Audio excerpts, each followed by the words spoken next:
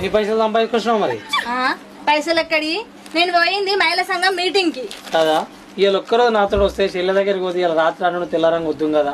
నేను నీకు ముందే చెప్పినా కదా, నేను మహిళా సంఘం లీడర్ని, నేను పోతే అక్కడ ఒప్పుకోరని. మళ్ళా గట్టే మాట్లాడుతావు. చెల్లెనైతే ఊకి అడిగింది. అవును, నాకు కూడా తెలియక అడుగుతా. నువ్వు మీ చెల్లెళ్ళ ఇంటికి పోతే ఇంత తప్పున రావుగా? అది మళ్ళీ నువ్వు ఒక్కదాన్ని ఉంటావు కదా, అందుకనే దప్పును వచ్చిన. అబ్బా, ఎప్పుడు నన్ను ఇష్టపెట్టి ఓనట్టే చేస్తున్నావు. అయినా పుట్టినరోజు నాడు కూడా ఇంత తప్పున వచ్చినావంటే ఏదో అయింది. చెప్పు, అడేమన్నా అయిందా? ఏని గాడేమైతుంది? వాళ్ళు మంచిగా నిమ్మలంగా ఉంటే గాడేమైందని అడుగుతున్నావు? లేదు లేదు, నువ్వు మీ చెల్లెళ్ళ ఇంటికి పోతే మనీలే మర్చిపోతావు. అట్లాంటిది పుట్టినరోజు నాడు నువ్వు నా కోసం వచ్చినావా? చక్కగా చెప్పు, ఏమైందో ఆడ. అరే ఏం కావాలని చెప్తే మళ్ళీ అట్నే మాట్లాడు.